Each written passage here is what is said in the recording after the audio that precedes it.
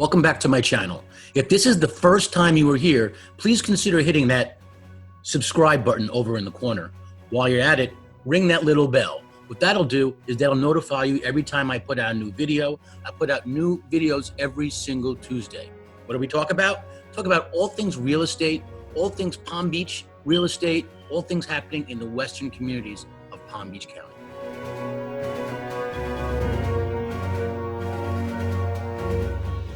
This week, we're going to tackle the question, what is an HOA? And we're going to get started right now.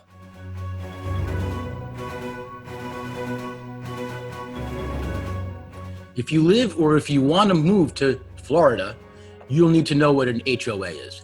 HOA stands for Homeowners Association.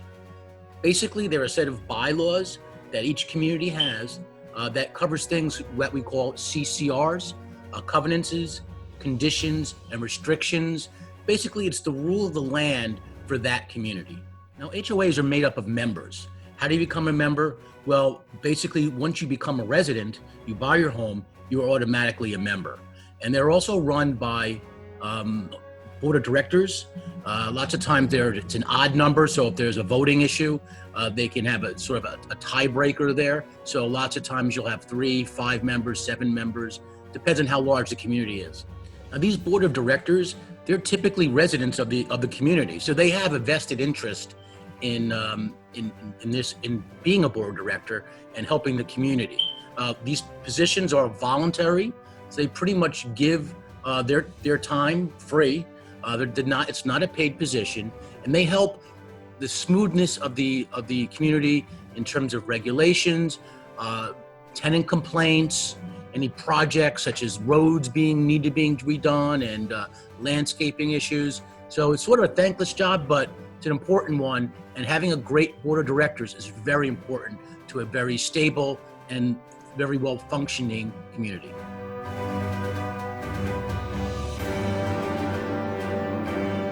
So why have an HOA? Well, first off, let me start by saying that in Florida, they are very, very common. But if you are dead set against HOAs, there are other options in Palm Beach County and South Florida as a whole.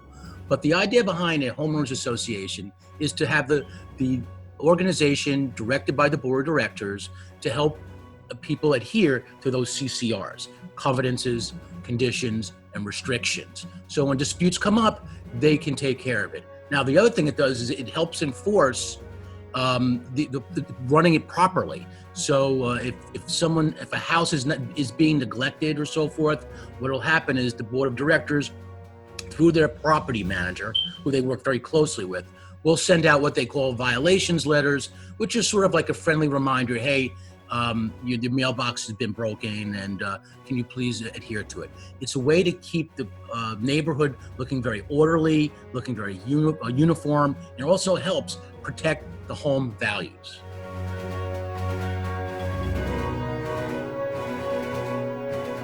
So, are all HOAs the same? The answer is no.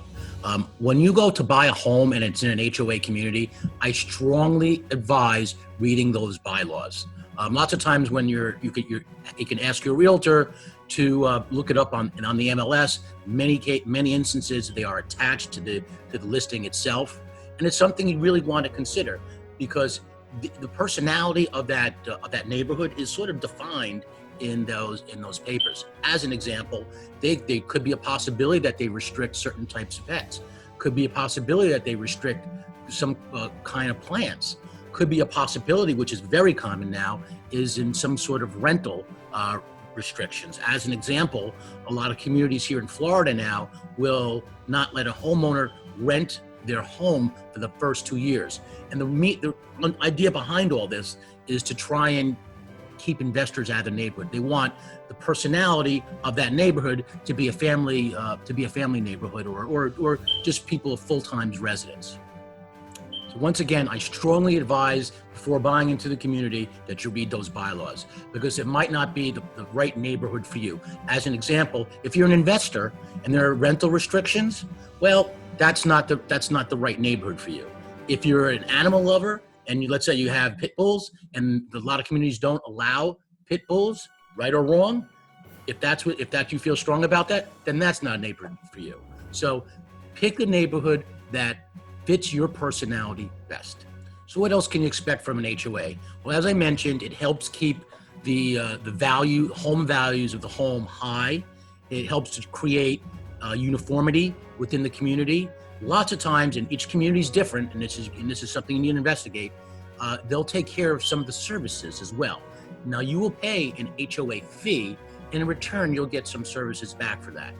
As an example, lots of times communities down here are gated communities, and they have like a guard at the gate. It'll pay for that. Sometimes it pays for cable, sometimes it doesn't. Sometimes it pays for the landscaping in the common area. Sometimes it pays for the landscaping all around. So investigate what it covers. So when you're doing your due diligence on looking at a home and it lists the HOA, ask your agent, what does that cover? Very important, because all HOAs are not created equal.